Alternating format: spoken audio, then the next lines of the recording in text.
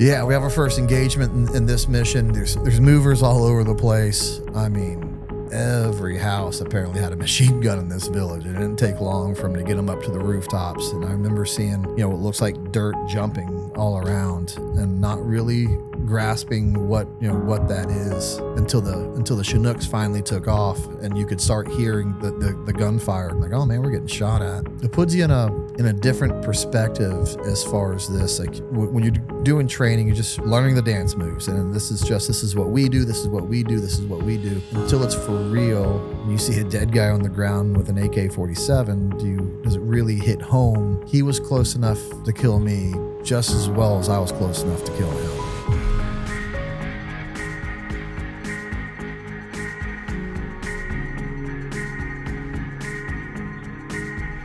I'd be really interested getting this from, someone with that background with Delta and everything, as Trump just came out recently saying he would look to have operators going down to take care of the cartels in Mexico. What do you think about that? That's a good question. I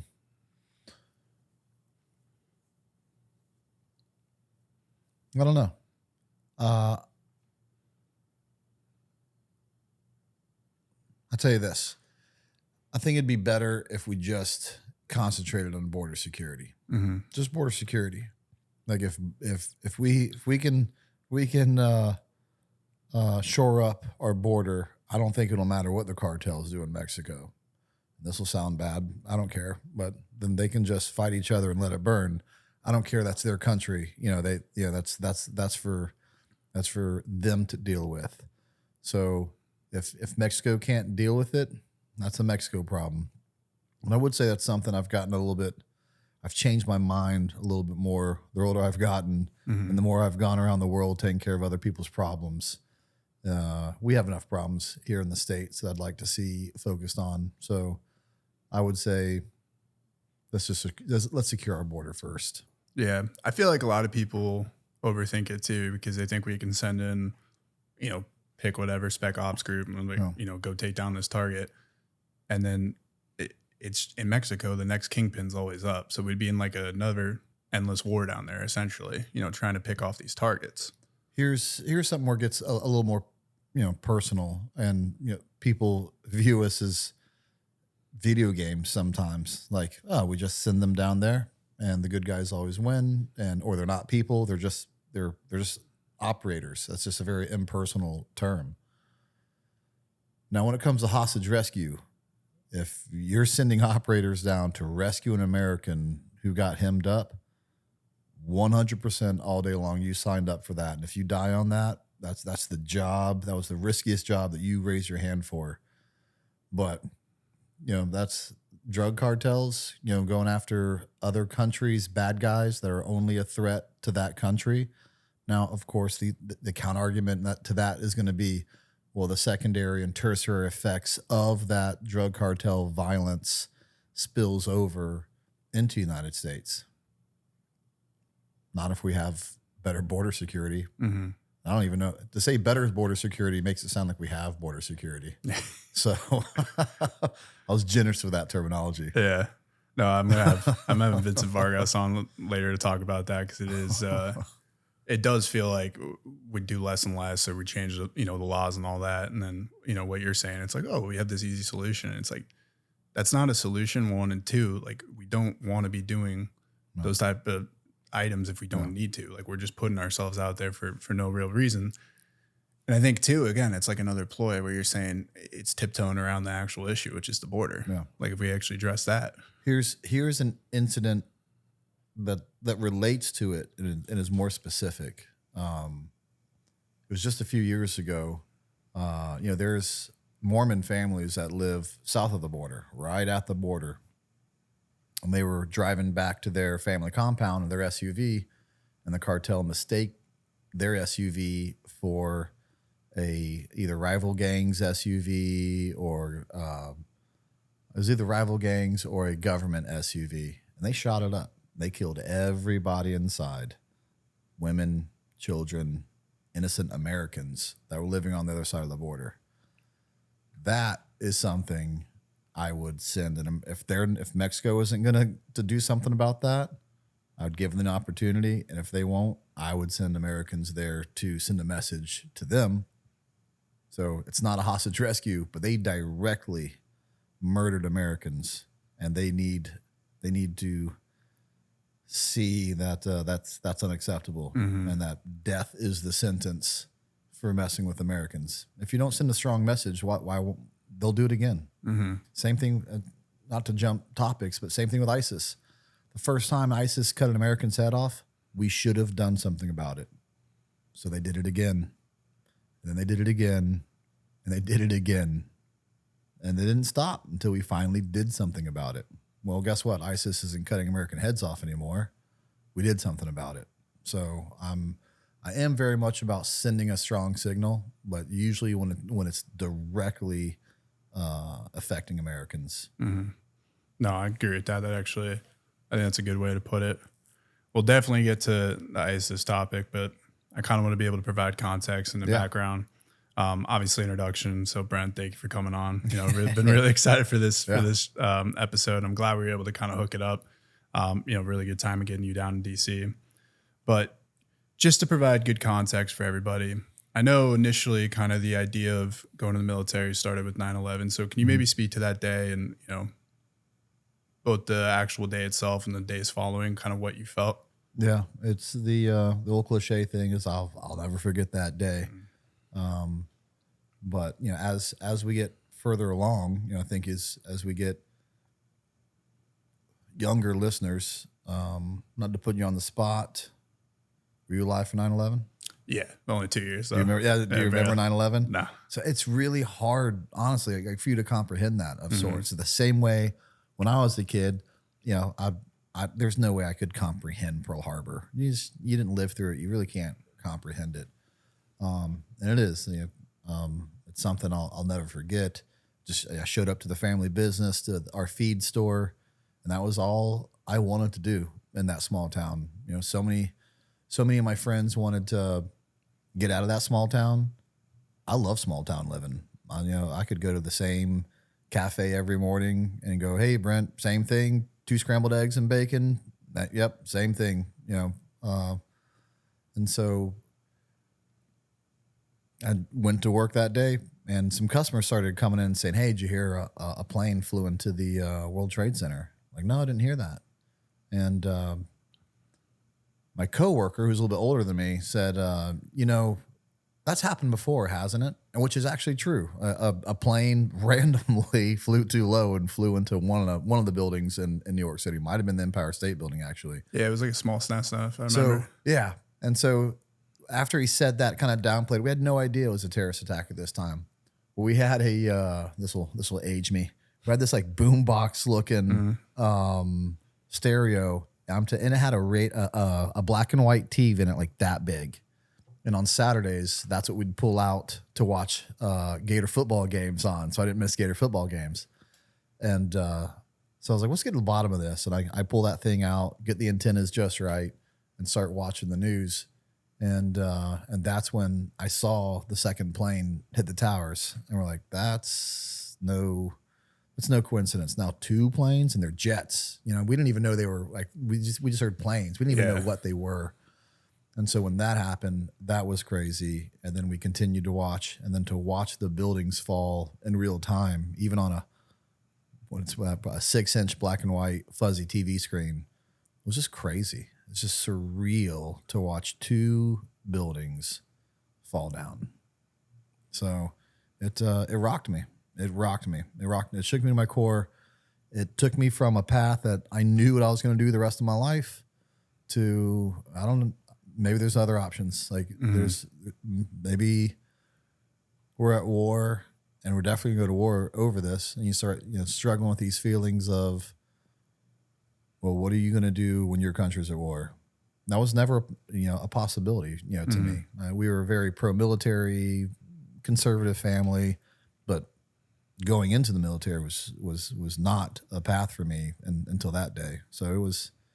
I don't be dramatic and use the word traumatic, but it was to some degree.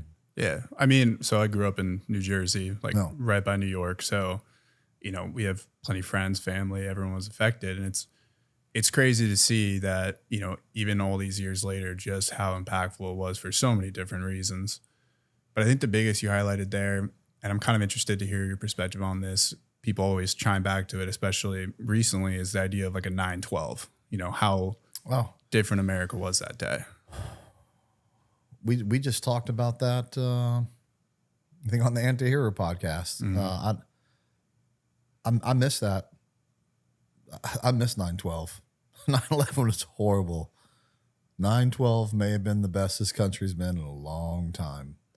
And I don't know if it'll, and here's a question I don't know the answer to. If we had it, we're so divided right now. If we had another 9/11, would we have another 9/12? I'd like to think so, but I really don't know. But 9/12 was definitely special. I think the closest we came to that since 9/12 is, when we got the word Osama bin Laden was killed. Yep. Everyone's, to watch those American flags wave at colleges again, and people be unified under one objective. Everyone was happy that Osama bin Laden was killed for the most part. There's always those weirdos. That's okay. You'll always have them. It just feels like it's been a while since we've really gelled as a country. Mm-hmm. Yeah, I want to circle back to that as well. I actually had a question for that we'll get to, but it is interesting. You're the third guest on the podcast to actually say that as well, where they're just not sure if we'd be able to get another. And it hurts. I'm a proud American. I got a tattooed on my arm. I'm a proud American. I'm not always proud of America. I'm not going to sit here and be like 100% everything we do is perfect. But I do believe everything we do has good intentions. Doesn't mean it always works out. Hindsight's always 20/20. But I assure you, I've seen the rest of the world. We're where you want to be. And we should always strive to be better. But for people to be out there, to be ashamed of this country and act as if we're some dictatorship around the world and we go around killing people, it's just not true. It's easy to have those opinions from, I don't know, it's always easy to pick on college students, for their protests and their ideas, but to have that opinion and have no true background or experience, or go talk to the people who've done it and have such a dogmatic view, I don't know. It's crazy to me, and I wish America would love to be America again. I agree. I hope we get there too without needing, something like another 9/11, if we can figure it out without tragedy or without conflict or anything like that. Does it take 3,000 dead Americans to remind yourself that it's the best country in the world? So let's get into start of your military career. So, after 9/11, like you said, your life changed. You're moving on from the small town, deciding to enlist. Can you talk about that process and, what was the first initial steps? Well, the first initial step, like anything, is to decide to do it. Sure. And that's the hardest part, to take that step and say, yeah, I'm gonna go out in this unknown. I'm gonna do something that is now an option for me, and but the deciding factor in a lot of my life decisions has been just this. When I'm old and I look back on my life, I don't want to look back and be like, man, my country was attacked, and I felt a desire to go defend my country. I felt the need to go do this, but out of safety and, a play it safe mentality, I was like, no, I'm not going to do that. How am I going to feel about that decision one day when I'm old? Basically a life of no regrets. And I was like, no, I'm pretty sure I'm going to look back and be like, yeah, you were pretty, trying to think of a good word. You can say that word.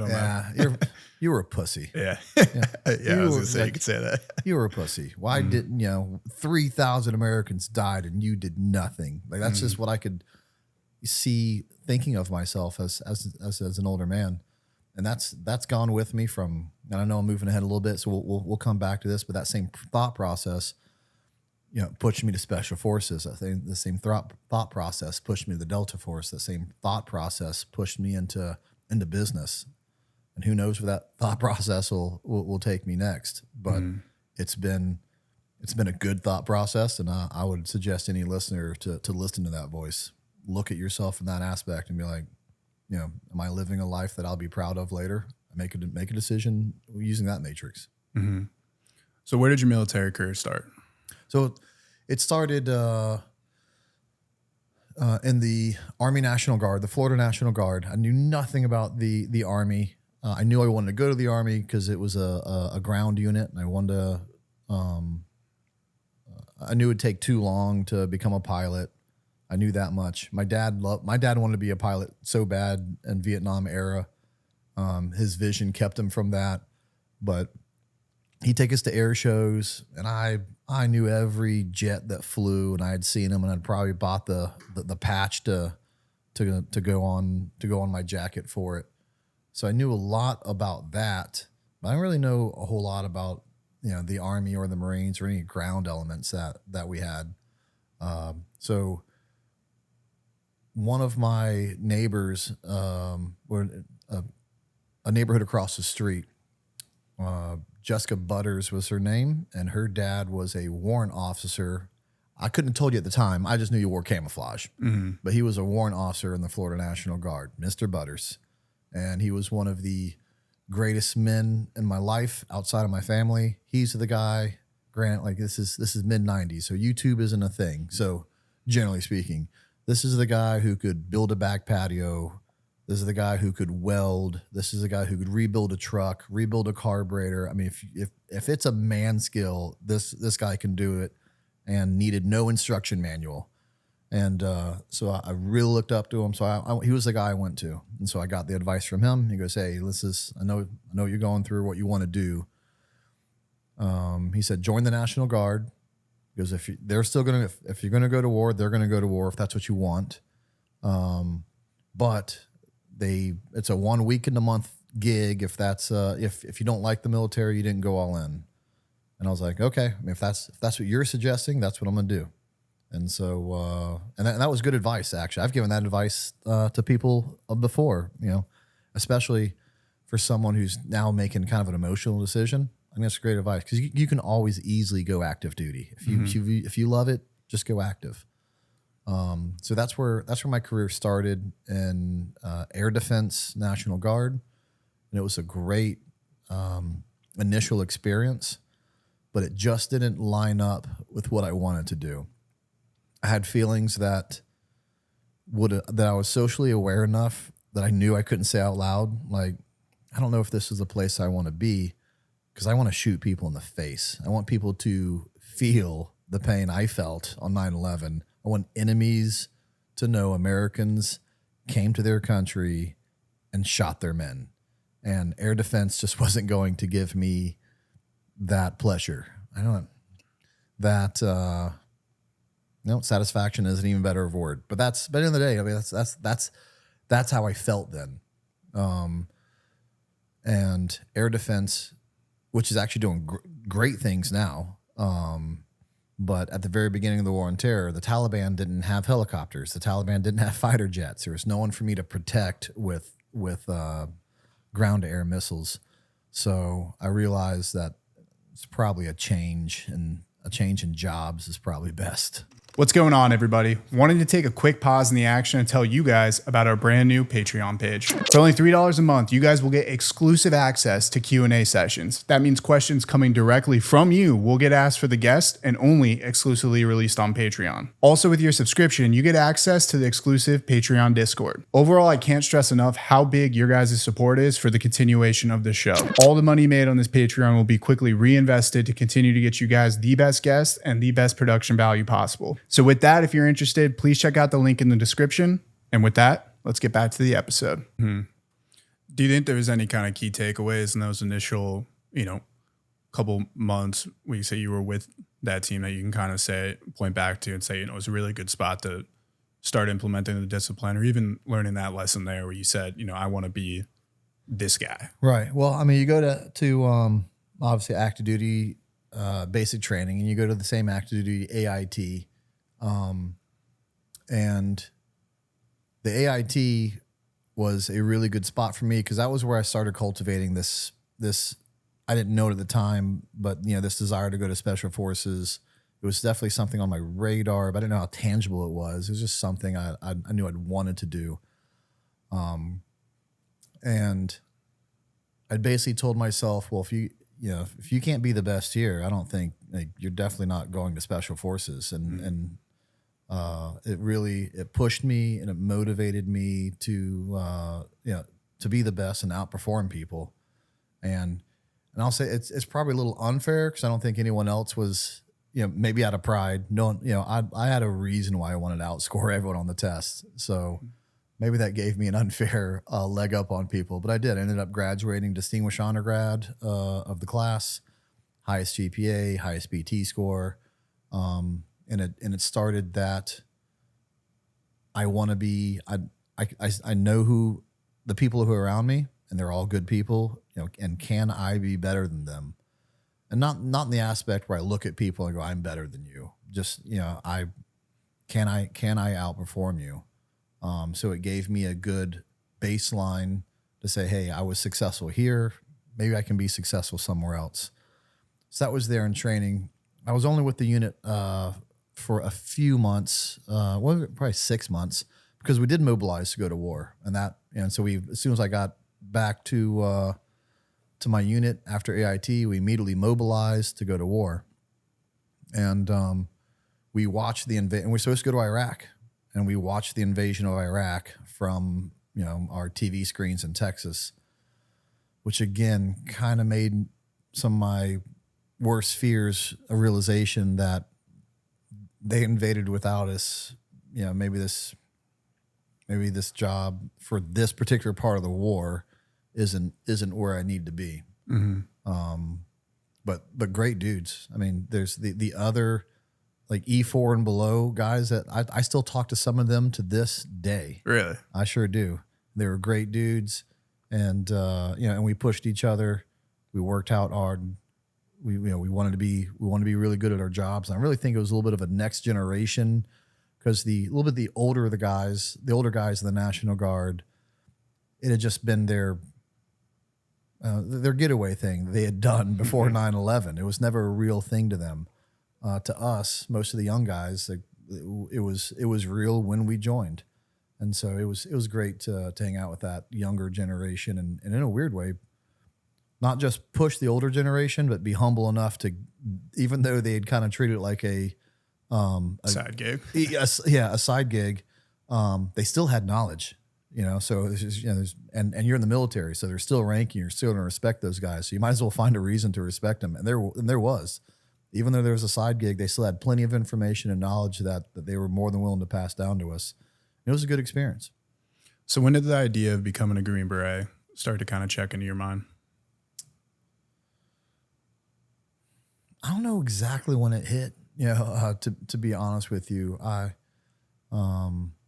started reading books. I started reading even in AIT. Started reading every book I can get a hold of, and of course, if there's a book being written, it's more than likely a special operations book, if it's current.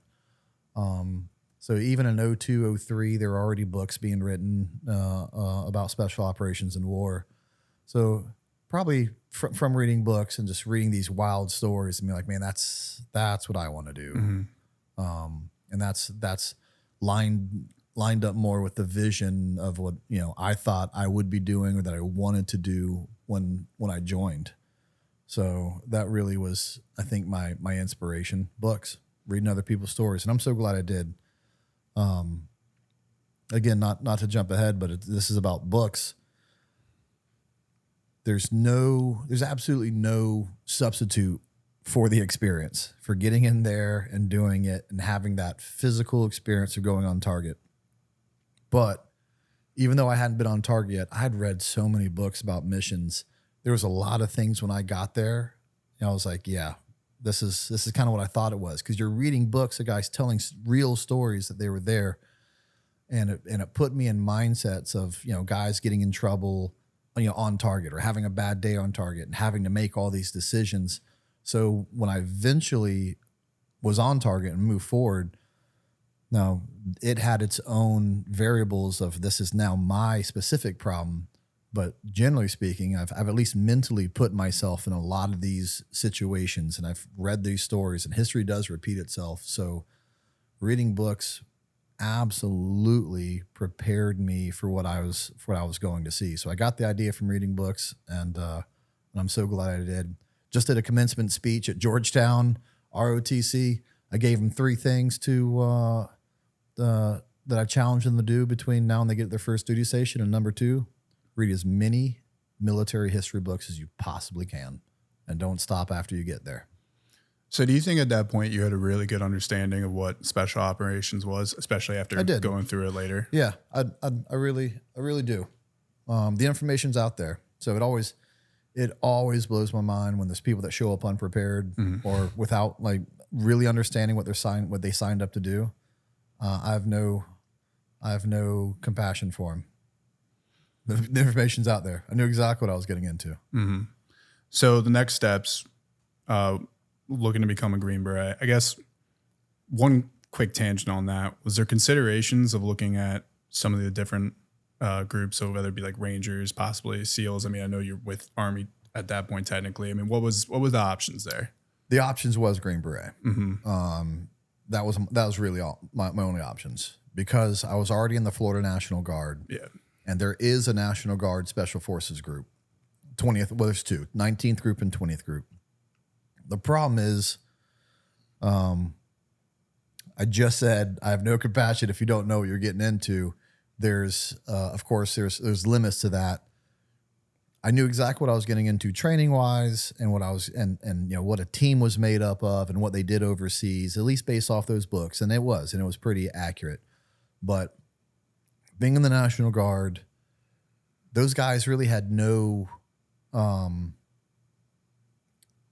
frame of reference to give me advice to go over there, because none of them, generally, and this isn't a hit on Air Defense National Guard, but I don't think it's anyone's surprise they're not exactly a feeder unit to special operations. Mm-hmm.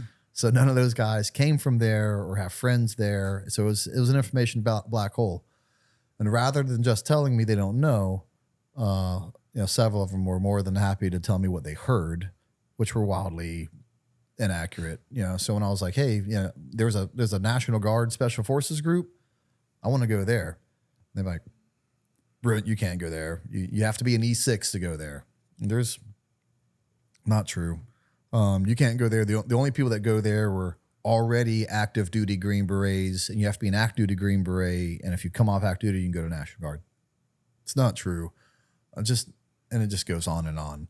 So trying to get some actual information on how to go from National Guard Air Defense to National Guard Special Forces without knowing anyone over there. And it was that was very tough. That was difficult. And when I finally got a phone number, I ended up getting a phone number for him. When I finally got a phone number for him, it was actually right before we deployed. So I said we mobilized and went to Texas, and then we watched the invasion go on. So basically, as soon as I got out of AIT, I wanted to go to Special Forces, and that's when I started feeling around and got a phone number for him. And I called him, cold called him, just Private Tucker. And how you doing? Yeah, hey, this is Private Tucker. Yeah. You may have heard of me. To my surprise, they had not, and they really wanted nothing to do with me. And I remember, because I actually ended up going to that unit. I remember this day, the guy who picked up the phone, a guy named Kirk Carey, who was their recruiter. They were getting ready to go to war, and our unit was technically getting ready to go to war, and I was a private. So I had a lot of things going against me. And he was like, hey, just call back when you're go to war with the unit, call back when you're a specialist. So when we went to Texas, mobilized, saw the invasion happen without us, and then we demobilized, I did get promoted to specialist while I was there. So the first thing I did when I got back was call Sergeant First Class Carey right back and said, hey, we're back, and now I'm a specialist. And he still didn't seem that impressed. And to be honest, and which I loved, like that man was like, oh yeah, you don't, You don't believe me? Yeah, you don't believe me? You don't think I'll come over here and crush it? You know, I score a 300 on the P. That's all I had. But I knew if they gave me a chance, whatever they gave me a chance to do, that I would go over there and crush it. And so they finally allowed me to come over, and they were going to do an interview with me. They said, hey, you know, we're going to do a PT test. You're going to do a ruck. You're going to do a couple events. And it's like a 1 day, just kind of try out to see if you're even worth energy and effort to send a selection. And although I said I knew what I was getting into as a team guy, again, there's certain things I just that you don't know.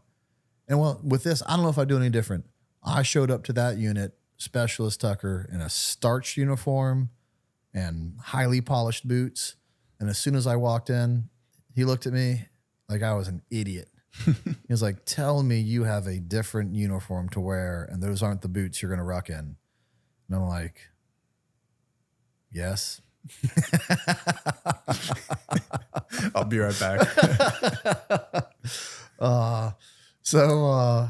But in hindsight, that actually is the right answer. You don't show up in a baseball hat and a bad uniform like you've already earned it, because you've earned nothing. Mm-hmm. And so if you're not socially aware, to have someone tell you to get into a bad uniform rather than show up like a dirtbag and be like, you've earned nothing, get into a good uniform. That's still the right call. So I went there. I crushed at least the physical portion of it. And that's when they transferred me over to take me on to the 70 selection. Now, a parting gift my air defense unit gave me was they tried to fight me. They didn't want me.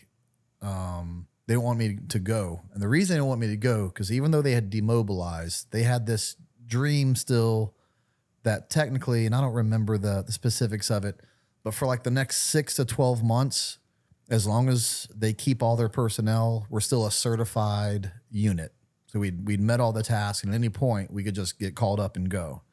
And so they were kind of holding on to that hope. And so they didn't want to let me go.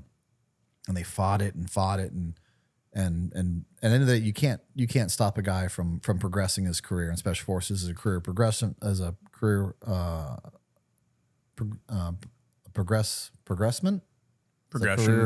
Yeah, there you go. It's a career progression, and they let me have it when I left. Like, you know, you're gonna come back. Like, no one goes to special forces from here. Like, this was a big waste of time. You left kicking and screaming. We'll see you in a few months. And it's the best thing they could have done for me. I was gonna say it was another motivating factor. Absolutely. By the time I got to selection, it didn't matter how bad things got. Although I was raised right, and I'm absolutely humble on the outside. Some people will laugh at that me as a young Green Beret, but at this time, I went 100%. I'm a very humble person, but I'm also very prideful on the inside, and there's no way my pride was going to let me quit and go back to them and be like, you were right, I quit. So I was going to make it. I already knew I was physically good enough. So at the end of the day, you know, just was I mentally tough enough?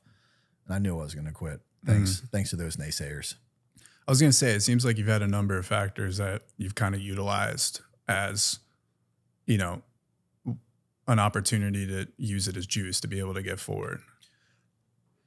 There's so many victims out there in the world. I don't understand it. I don't understand it. I was small as a kid.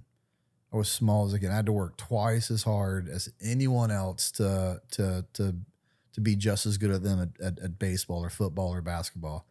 It was the best thing that ever happened to me. It put in a work ethic and a drive at a young age.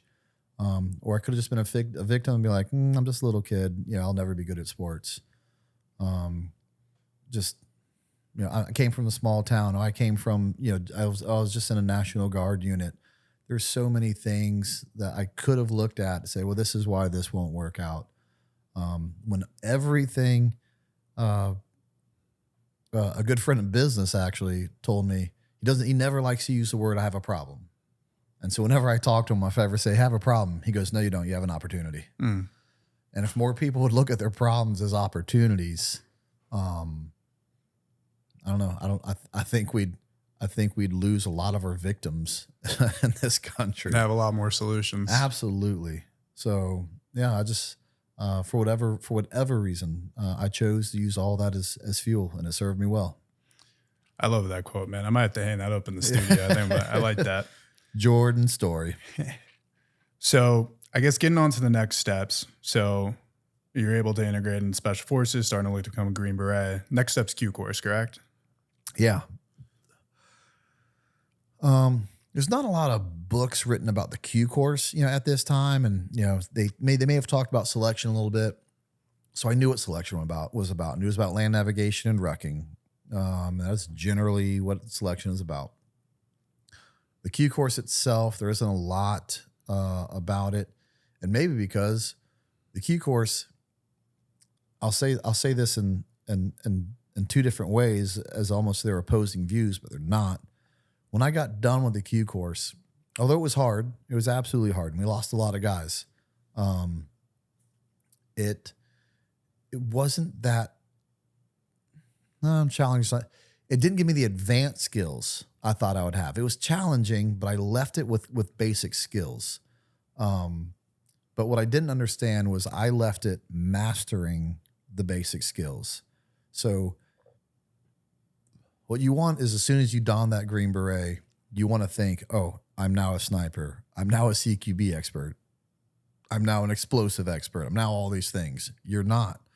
The day you don that Green Beret, you are the master of the basics, and it's by design.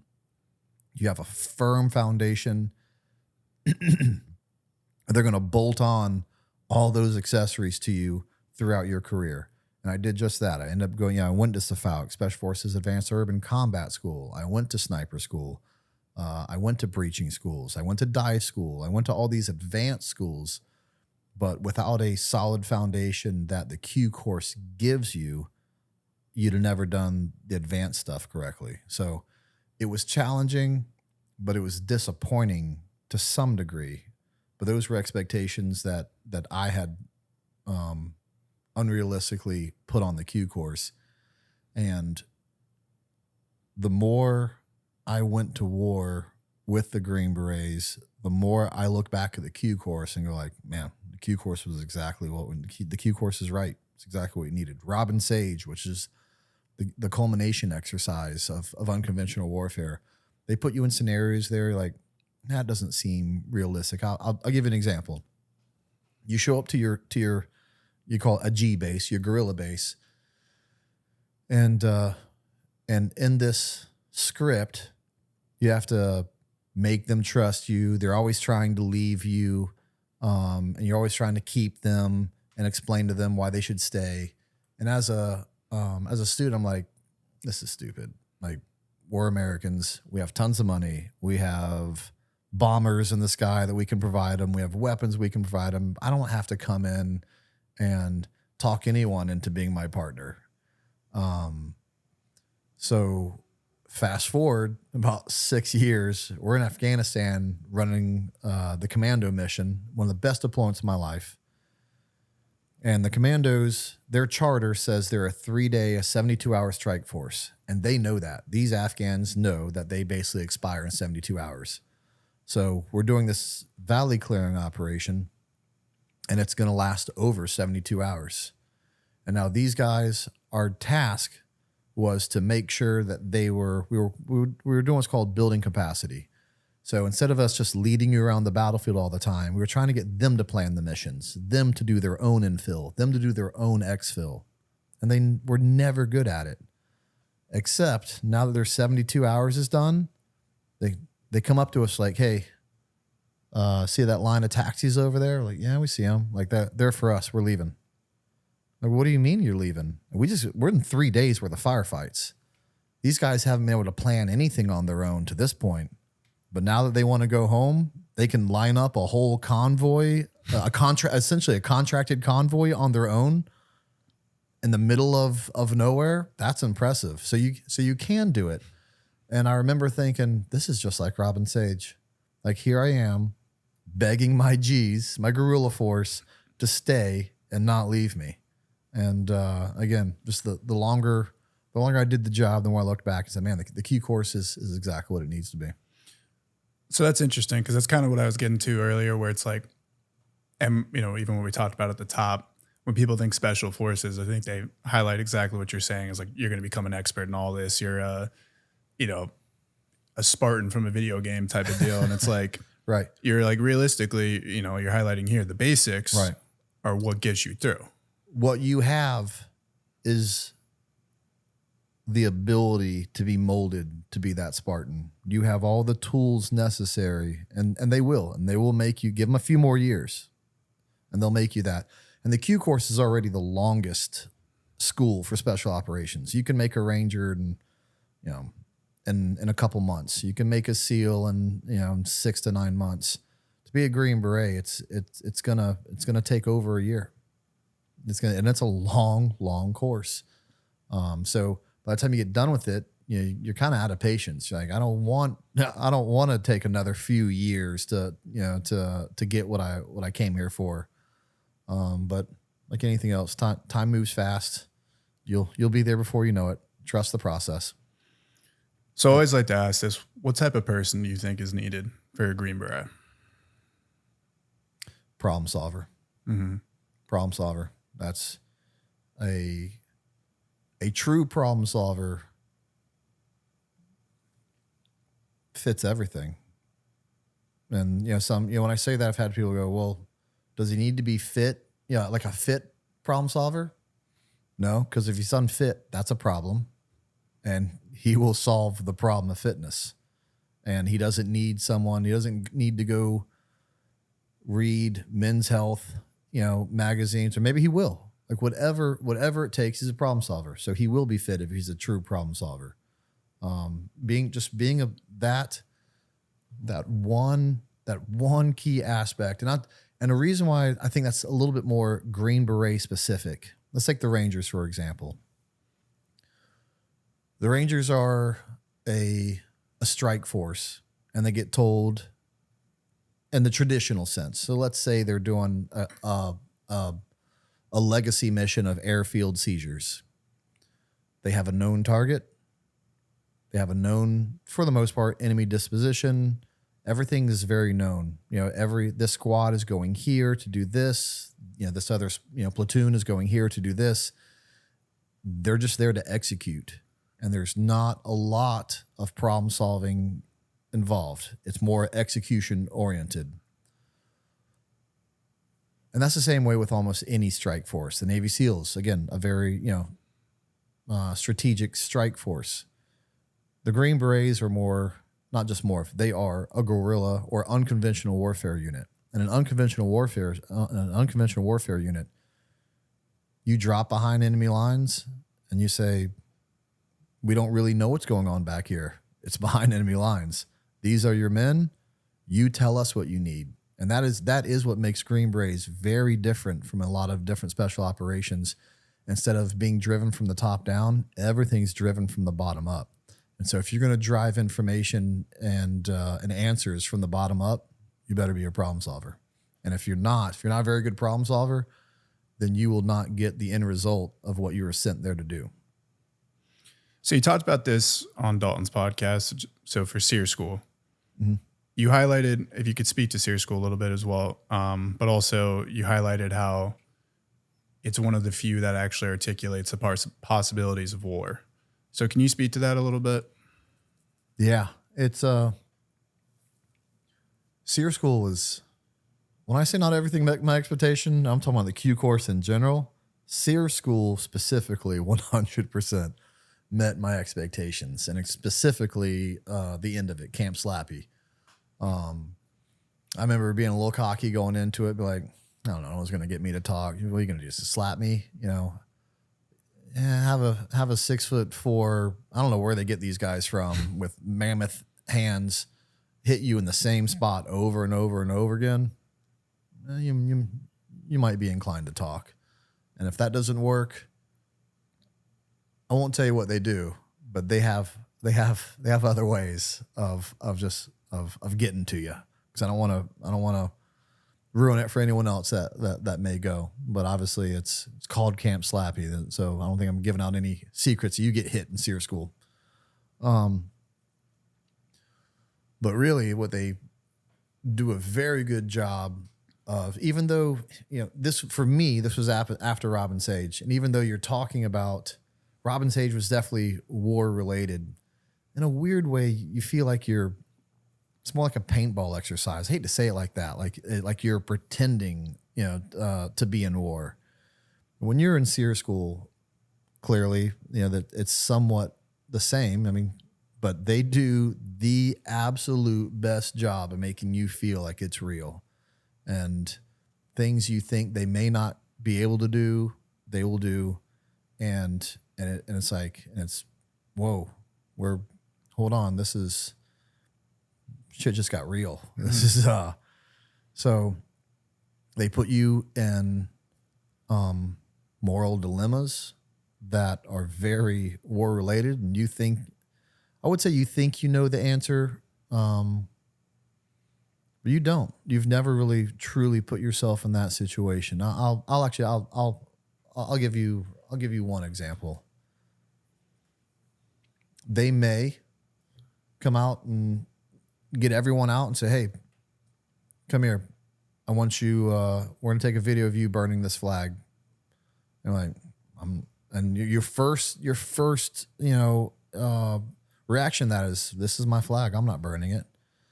And they're like, "You'll burn it or you'll die." And I'm like, "Well, I'd rather die than burn this flag on video for you." And at the end of the day, they're not telling you what the right answer is, but before you go into this, if heaven forbid you're captured, you at least get to think about this. You don't really realize at the time. They get to talk to you about it later. Like, really, your job is to go home. They want you to go home alive. Like, you have a mom, you have a dad, you might have a wife, you might have kids. Are you really not gonna go one day marry off your daughter because you were forced to burn a flag under prison conditions, and you're gonna die over that, and not one day give away your daughter at her wedding because you were forced to burn a flag? Maybe, maybe not.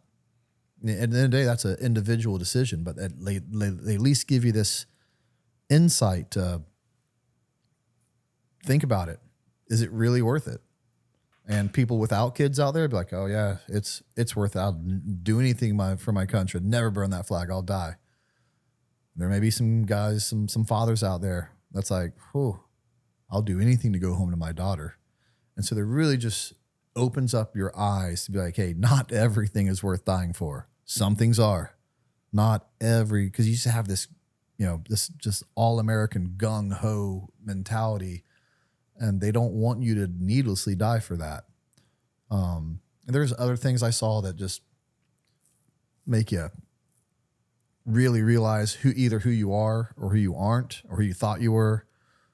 One of my favorite stories from this is they come get us all out of our cages, and it's cold. It is cold. It's like freezing temperatures. Excuse me.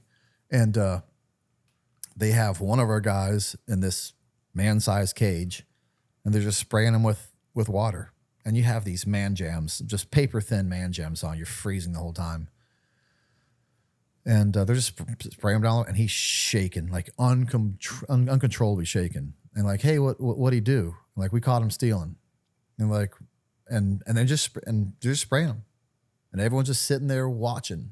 And finally, like the senior leader of the students of the camp comes up like, "Hey, well, what can we do to stop this? Like, you can't just, he's going to die with hypothermia." And that's actually not far from, that's a legit concern.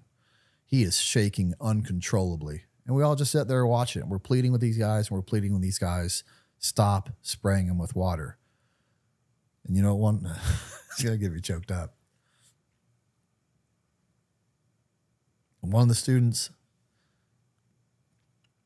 crawls into the cage with him and hugs him and shields him from it. And now they're both shaking. And the next student goes in there. And the next student goes in there. The next student goes in there. And it's the coolest thing I've ever saw. just now you got this cage that can barely fit 10 men. And before I realized that, I didn't go in there, and it affected me. It affected me. Like, that dude's better than you. That dude's more heroic than you. That dude's a hero. You think you're some about to be great Green Beret. And here in this school setting, when a guy was cold, you couldn't step into a cage. Who are you really? And that was, and it was amazing, like to be able to get that reality check of, well, now who else do you not think you are? Or who else do you think you are that you're not? You're about to go to combat. You think you're going to be a hero in combat when you couldn't do it with some cold water. So it was awesome. It was a great reality check, and probably one of the greatest things I've seen people do for people happened at SERE. So, I mean, that story is amazing. I mean, thank you for telling that. And yeah, I don't know if I ever told that story. To me, I mean, it kind of showcases, and this is kind of what I wanted to ask, is the development of the brotherhood. The idea of, I think you're highlighting this with the flag in its own right, is that there's a humanity to everything you guys are doing, to the people that are around you. Do you think you recognized that at the time that was developing, that was building?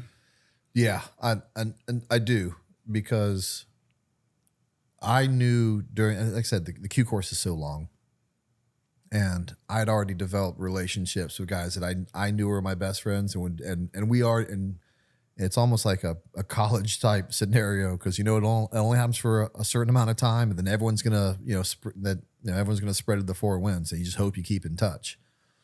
We all knew we were going to different groups, and that we knew that time together was special. That we knew we were best friends. You go through some of those, some of the toughest training still that I went through, was in the Q course, and when you go through that with those guys, even some of those guys I haven't talked to in years, they could call me tonight and be like, Brent, I need you.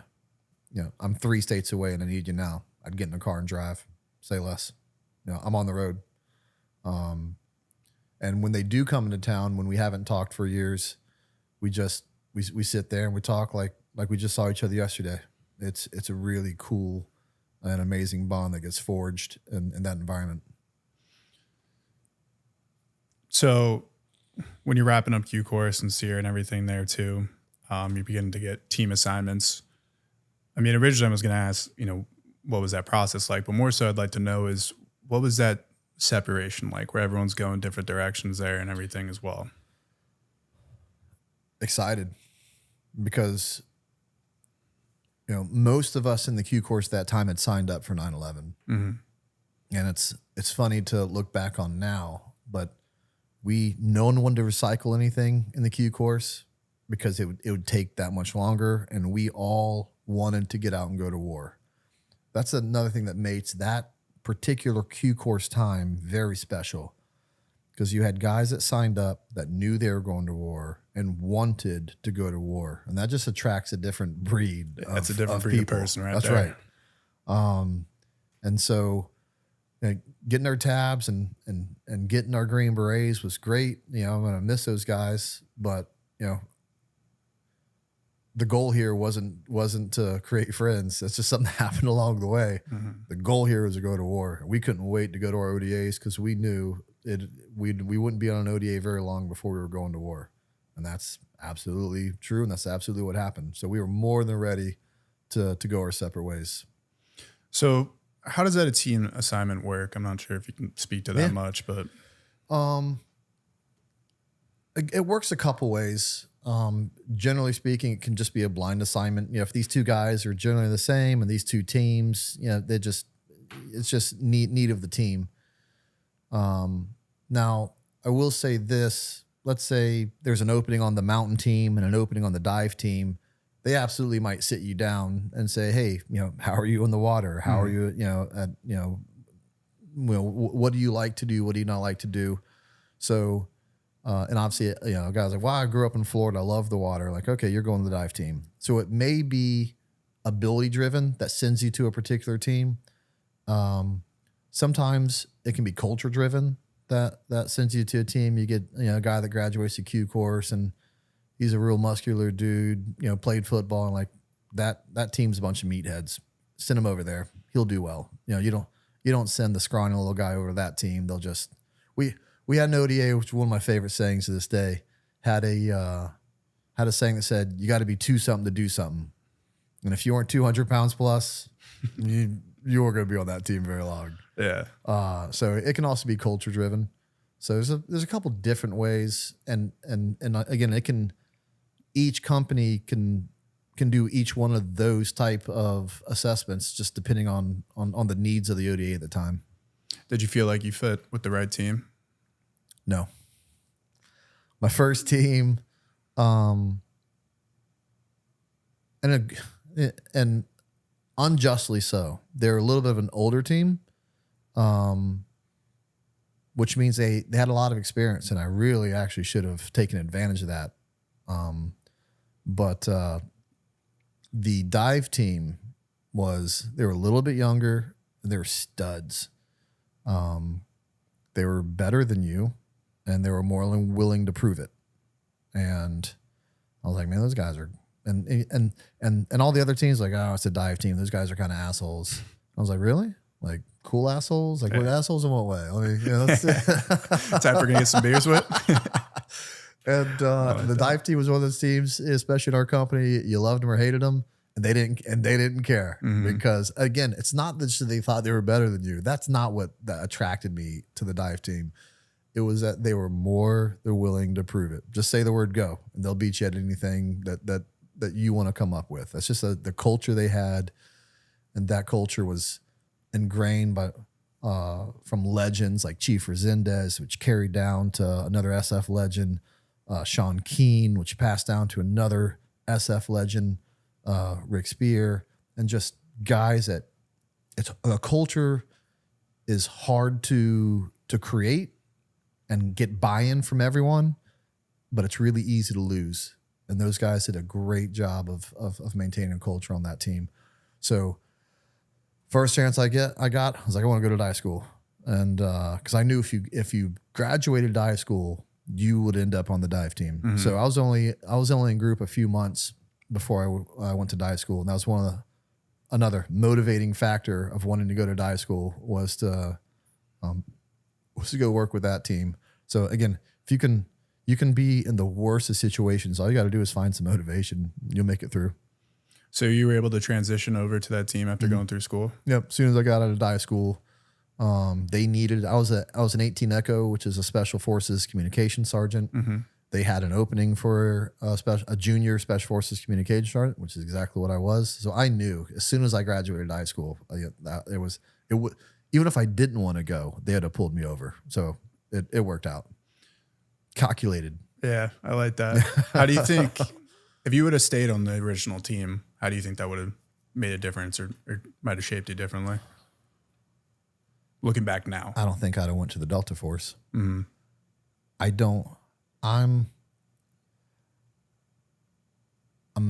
think I would have been, just being an honest assessment of looking back. At some point, I'd have worked my hardest to learn the things I needed to learn. And at some point I would have been the strongest, smartest guy on that team. And what's left to push me. Like I need to be around things. I need to be in a little bit of chaos. I need to be I need to be around people that are better than me, because I do have pride. And I think I don't think pride's a bad thing. Pride, people use the word pride as an excessive amount of pride. Yeah, that's a bad thing. But it's pride is what keeps you from going up on a commencement speech and winging it and embarrassing yourself. It's pride that keeps you from being fat. If that's what you're prideful about, it's pride that keeps you reading books to be knowledgeable. There's a hint of pride is absolutely what keeps people, pushing themselves to better themselves. So going to the dive team, without a doubt, continued my progression, and it pushed me mentally and physically. They just had a higher, and people usually that have a higher standard physically have a higher standard on everything they do, and the dive team did.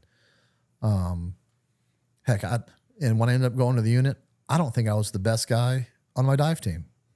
I don't. And if I had to honestly assess myself, I was probably the third best guy on that dive team.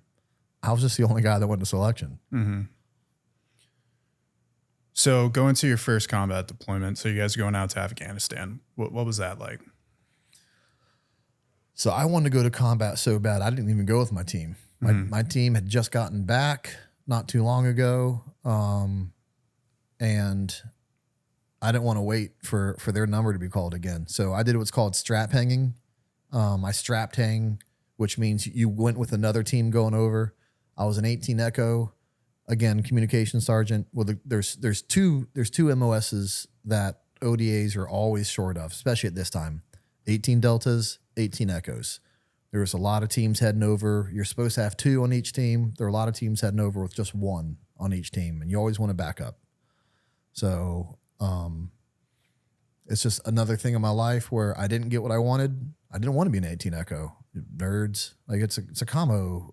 It's a combo MOS. I wanted to be a Bravo, shoot weapons. I want to be a Charlie, blow things up. And they're like, congratulations, you scored high on this test. You're going to be a combo. I'm like, God, please don't. I wouldn't have been able to strap hang on deployments and go. I strapped hang with another team and went to South America. I strapped hang on a deployment to go to Afghanistan on my very first deployment. So I went with another 20th Group Battalion that was going over to, we were supposed to go to Iraq in 04, 05, and we ended up getting switched at the last second to go to Afghanistan.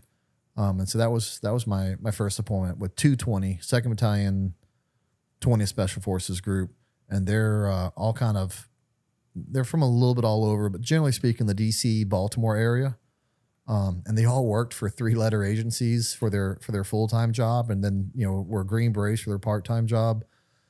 Or they were, like I say, FBI agents, DEA agents, Secret Service agents. Like they had great skill sets from their day job that synced up nicely with being a Green Beret. In fact, were really added to them. So they were a great group to deploy with. Is that pretty common to have some of the 3-letter agencies be working in that? Yeah, because really, either a law enforcement officer is fairly predominant. A 3-letter agency, those are your most common people that work National Guard, Special Forces, because their job, if you're working at a construction company, to make it up, if you're gonna go down to South America for 3 months and come back, you're like, this construction project sure could have used you. Mm-hmm. So the beauty of government jobs, which is also why we hate them, is that they're not always exactly staffed in a way to be efficient. Yeah, to be efficient. Yeah, there's the word. Yeah, to be efficient. And so they have extra guys, and so you can leave and you can come back and flow in and out. That's interesting. I didn't know that. So you have any specific stories from your first combat deployment that you want to point to, or just anything that? Oh man, I'll tell you. My very first mission. My very first mission was like a scene. Yeah, it was like a chapter out of a book I read. I was like, man, this. But I find this out later. Of course, those are the missions that goes in the books, because no one would write a book to tell you about how boring my second mission was, how boring my third mission was, and how long it took me before I saw another exciting mission. But my very first mission was a daytime raid, short notice mission, landing in Chinooks. It was a bad guy barbecue with a high value target, and all his bad guy friends had showed up. And they're like, hey, we want you to, we don't normally do daylight raids, but this is too good to be true. There's too many targets here. We're going to hit them. We're going to hit them right now. Load up on these helicopters and go. And we did just that. The helicopter comes in. This is my very first mission. I don't even think I stepped foot in a 47 in the Q course. Like we got Blackhawks every now and again, but so this 47 looks like it's coming in fast. And in a 47, you're in this long tin can. You really don't have a lot of situational awareness of what's going on around you. The only thing you have is if the tailgate's down, you can look out the back of the bird. If the tailgate's up, you can look out the front of the bird. If the tailgate's up, you can look out the side of the bird. If the tailgate's down, you can look out the back of the bird. If the tailgate's up, you can look out the front of the bird. but that's not a very big viewing port. You know, the field of view is pretty narrow. And you have these little fishbowl looking windows on the sides, which again, don't give you a very good view. So, I remember trying to look out of that little side window and thinking, man, we're coming in hard, but you know, I don't know any better. Like, I guess this is how hard we come in and yet at combat speeds. And I keep looking out. I'm like, we're coming in hard. And I was like, he's going to slow down. Like, I may not have experience, but common sense tells me this is too hard. And by the time he hit, I was just able to grab the cargo net and yell, hold on, like literally last second. Because, of course, you also don't want to be the new guy that yells, hold on, 10 seconds early, and then we land. They're like, hold on? You know, what's that guy talking about? New guy? I remember my first mission. Yeah. So I waited the very last second, and only the guy in front of me heard it, Bill Gardner. And everyone literally falls. I mean, we hit so hard. If you weren't holding on to the cargo net, you were going to fall down. It's impossible not to. Was it because the landing zone was just really hot? Yeah, it was a daytime mission, and you're a big target in a 47, and they wanted to come in as hot as possible and leave as soon as possible. They want those big girls to get out of there, and I don't blame them. And I want to get as far away from them as I could too, because they're going to attract all the fire initially. So we went. Me and Bill went from being like 8, 9, 10th in line to get off the bird, which would have been kind of convenient because then I wouldn't have had to I just follow the guy in front of you. Like, you don't have to know much, honestly, except follow the guy in front of you. And whatever house he stacks up on, well, I guess this is our house. Luckily, I had done some pre-mission planning and, you know, studied the overhead. We call it a GRG. I studied the overhead imagery and and this is where we're supposed to land. And I studied it. And now that I'm on the ground, and now we're first on the ground, we step over all those guys and are trying to get up. Now me and Bill Gardner are leading the charge, and nothing looks right. Nothing looks at a ground level the way it did from overhead. And now I'm leading it, but I don't really know where I'm going, and it's a empty feeling. Luckily, the target building was the farthest 2-story building to the left as we're running at it. So luckily for me, it was easy I remembered that, and it was pretty easy to identify. But that village just opened up on us. I mean, every house apparently had a machine gun in this village. It didn't take long for them to get them up to the rooftops. And I remember seeing, you know, what looks like dirt jumping all around and not really grasping what that is until the Chinooks finally took off and you could start hearing the gunfire accompany that jumping dirt. Like, oh man, we're getting shot at. And really generally you kind of only have 2 reactions to combat. You either have a guy that comes in and he's like, I actually could have died today. And it kind of shakes him a little bit. And you have the other half that's like, that was awesome. We almost died today, but we didn't. That was really cool. And I know that sounds odd, but you know, the more conversation I have with the guys, that's kind of the only 2 answers you get from combat. You either love it or you hate it. And kudos to the guys who hate it and still get on a bird every day. Because that's what, you know, that's what takes real courage, to be honest with you. It's not a whole lot of courage if you're not scared of something. And not to say I wasn't scared. How did you feel? I was nervous as never during planning because it's too far away. It's not real yet. Not as we took off, but as we got like halfway to target, you know, realization started setting in. Well, I don't know how today's going to end. But then when you get the 1 minute out call and you start hanging out the side and you're looking for the building and you're starting to gather all these indicators, your mind's just too busy on the job at hand to be scared, honestly. You know, one problem falls to another problem. Like, you know, where are we? Can I figure out how fast can I figure out where we are on the map that I studied from this helicopter position? So you're just looking for identifiers. Like, okay, as soon as you get a good feeling. Like, okay, I know that city. We're coming from this side. I know this is the target area. By the time you figure that out, it's about to land. As soon as it lands, now you're just running to the target compound. So you don't have anything to think about other than how fast, can I beat the guy in front of me? I mean, at that point, really it is. It's a personal competition to see if you can reel in the guy in front of you to be the first one to the door. As soon as you get to the door, you really don't have any time to think, because let's say we're putting up a charge and we're blowing it. Well, you're just waiting for that charge to go off. As soon as the charge goes off, you don't have time to think, because it's time to enter in the room. And CQB is really fast. This room, whatever the problem was, the next room, new problem. What's that problem? The next room. So you really, like, once wheels down, especially from 1 minute to what we'll call sector secure, or everything's cleared, you don't really have time to think about much. And then by the time it's all done, you're like, okay, that's now let me process it. And by then it's too late. Mm-hmm.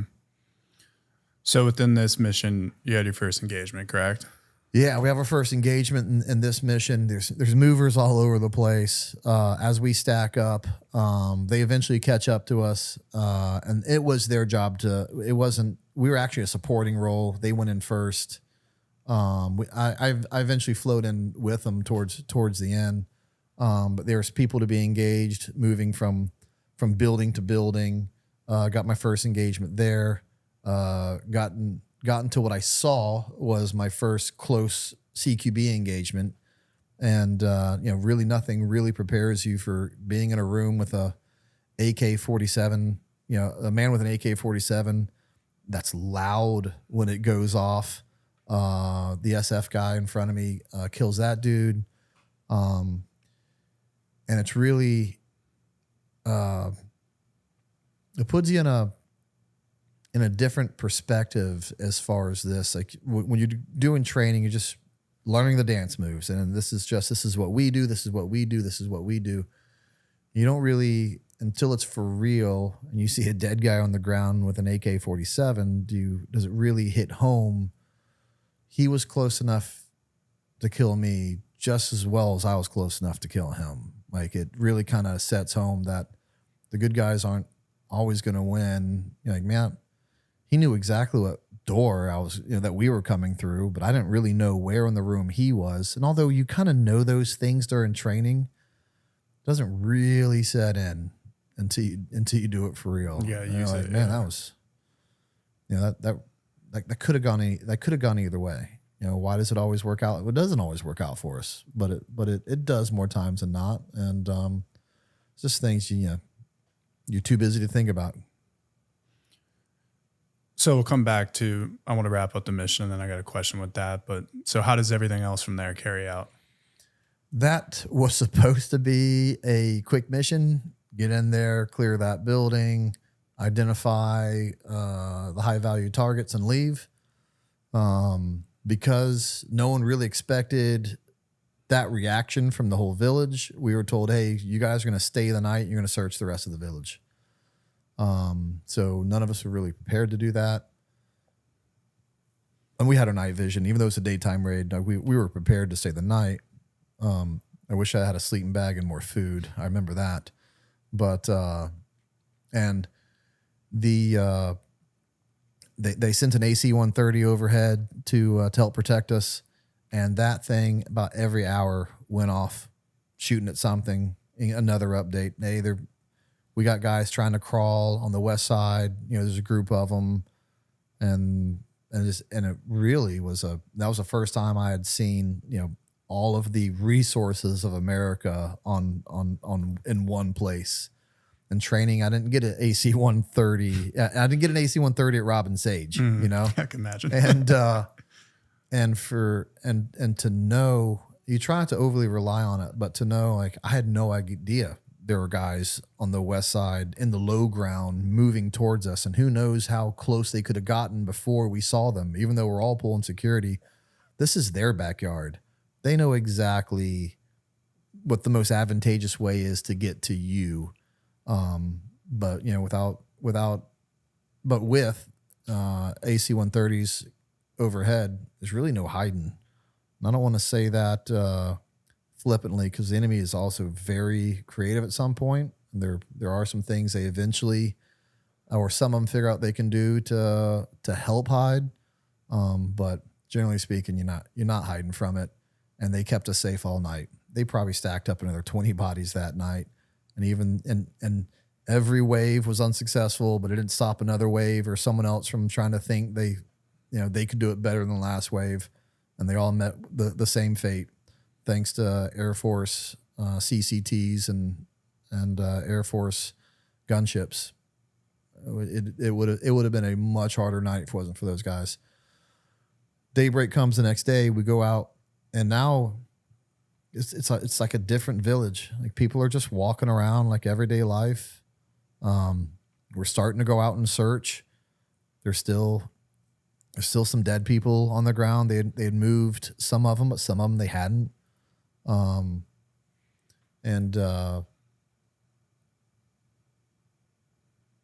Yeah, I'll say this. There was some innocent. No, innocence, not the word. There were some casualties of some people that, in your mind, you're just here to kill big bearded, black turban, Taliban, black eyeliner, AK-47 guys. And that's not always who gets killed on the battlefield. Now, that doesn't mean they weren't a part of it. You can go back to the ISR, and they were using women to ferry ammo back and forth from the buildings. So when their machine guns run low, they'd have a woman go out there, hide her stuff, underneath her clothes, and try to make it back. Not only the ISR show that, but the women with hidden belts of ammo trying to hide once we searched them would also prove that. But also, they were kids, and who knows what, I mean, there's so much, fire getting exchanged back and forth. I will tell you this, and I know for a fact, not a single American saw a kid and was like, oh, I'm going to go plug that kid. It does not happen. That is not how we operate. But it is the unfortunate realization that war affects everyone in a village. In a firefight, sending rounds everywhere, exchanging fire affects everyone. I remember, looking at the bodies of some of these and going, man, I don't know if I came here to Afghanistan to do this. Like, love killing that guy in the in the first building and seeing him. I don't know. You're just kind of dealing with it. And Bill, the guy that I yelled, hang on, and we got off the bird together. He looks at me and he goes, Brent, baby rats don't grow up to be beautiful little bunnies. And I know it's a dark thing to say, but to be honest with you, it's realistic. It's realistic, and you tell yourself what you have to tell yourself to get by some of these tough situations. I heard that comment. I agree with it. And I moved on, and to be honest with you, of all the horrible things I've seen in war, between 3 theaters of combat, I mean, you can sit there and lament over it and lose sleep over it, but I don't. I sleep like a champ. It just, there's nothing you can do about it. Everyone gets a vote. They didn't have to shoot at us. They didn't have to do bad things and live where women and children are at as they were attempting to kill Americans. Everyone gets a vote, and votes have consequences. And as long as we're not intentionally doing the wrong thing, that's how I can sleep at night, because I know I never intentionally did the wrong thing. Looking back now, do you think you were ready for that at that time? Doesn't matter. Doesn't matter if you're ready or not. Mm-hmm. Yeah, and I don't think you're ever fully ready.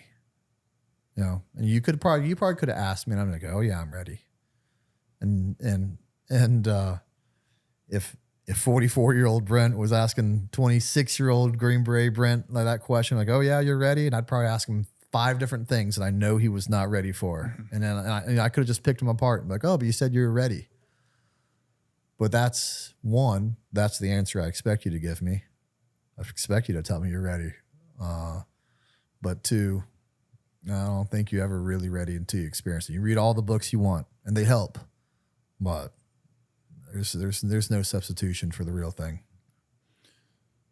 So when you guys finally got home that after, staying the night there and everything, do you remember what your first thoughts were processing, or was it just kind of on to the next one?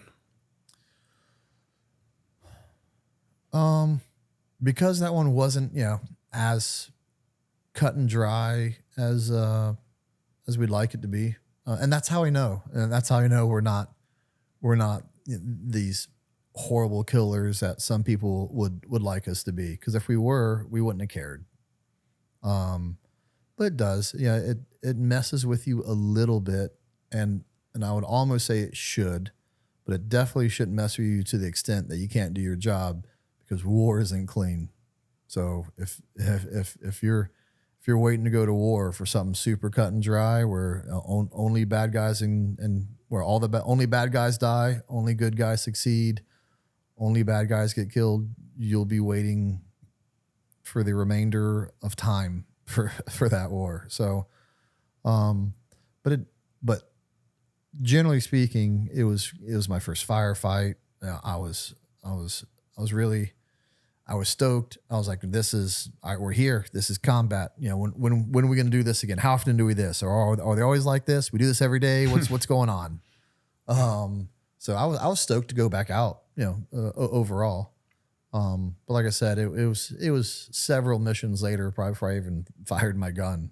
Like, people don't realize how many, whether you're special operations or an infantry unit, how many patrols an infantry unit goes on before they ever fire their weapon, how many missions a special operation element will go on before they ever fire their weapons. I will say at a tier 1 level, it's different. We go after a different group of guys, and it's definitely more sporty more often. But for the other 99.999% of the military, it's hit or miss on missions. And I don't think that's a good thing necessarily, because when you're not on edge every time, when they're not shooting at you every time, you can get into a little bit of a rut of, okay, it's just gonna be another easy mission, another easy day. We got this. And then it's not.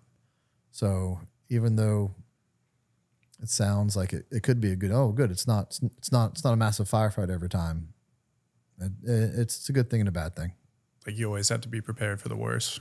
And it's human nature to not be able to live like that for very long. Mm-hmm. Like, you could sit here in this studio, and I could tell you, hey, they're looking for you. Be ready. And you'll spend all night waiting for it. And the next night, and the next night. And at some point you're like, well, I can't live on high alert the rest of my life. That's kind of the way it's almost the same thing. Like, once it is human nature to get lulled into complacency, and it's hard to stay on edge every mission like it's going to be a nasty firefight when the last 3 or 4 were pretty quiet. So wrapping up that first deployment, is there anything else that really stood out throughout that? I mean, I'm sure there's plenty, but anything specific you'd want to touch on? No, I love that deployment. We did high value target raids. We did ambushes. We did vehicle movements. We did air movements. We did large clearing operations there towards the end. We just did a little bit of everything. And in fact, probably the biggest high value target that we rolled up, we ended up moving out to the west in Herat, and it was not a shot was fired. We did this operation. It was in this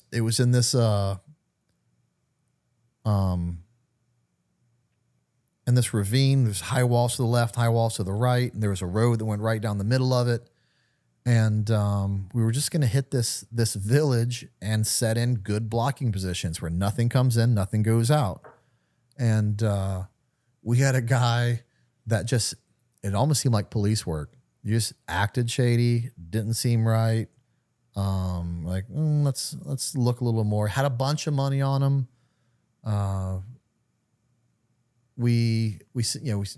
we send up his name. We're pretty sure it's a fake name because no one in the car could tell what everyone's name was. Once you separated them, you're like, okay, what's his name? Like, is it? And you go to the next guy, and what's his name? Like, you guys can't even get the same names right. Something's wrong. You're going back, and by the time we got back to base, it is a little bit out of a movie. Like, helicopter arrives, guys with no names on their kit show up, like, hey, we need your prisoner. And like, who do we got? And they're like, you don't even know who you have. Oh my God. And we find out later, like, oh my gosh, that was by far the biggest target we got. Didn't fire around, wrong time, wrong place for that guy. But just people being aware of their environment got him. So again, that just shows you the dichotomy of war. It can be as big as massive firefights. It can just be as easy as questioning people as they drive by you. And wars, just especially that Afghanistan war, it was just a little bit of everything. And it takes a problem solver to be effective in every single one of those areas. So you spend years obviously preparing for this, from what we hit up off the top, 9/11, immediately ready to go see combat. It takes years of progression getting ready. So did you feel like it was worth it at that time? Oh, absolutely. I said that I wanted to go do a job that when I was an old man, I would look back at and be like, I did something when my country got attacked. And I knew without a shadow of a doubt, like, we were out there at the front lines. We were out there beyond the front lines. Even though in some aspect it was a counterinsurgency and there really are no front lines. And sometimes there are. This is bad guy country and this is not. So, and the level of creativity that we were allowed to do, as Green Berets and special operations to figure out creative ways to catch guys. I loved it. It really was special. Like, it was worth it. Like, you can be disappointed in the training, and the Q courses of Green Beret, but whether you have all those advanced schools or not, you are now a Green Beret, and you may go to combat before you get all those cool schools. And so, ready or not, you're a qualified Green Beret and you're going. And when you go, you are going to find out that you may have the Q course may have been basic, but an ODA is far from basic. And those guys are going to do some really cool stuff downrange, and you better strap on and hang on for this wild ride because they're going to do some cool stuff.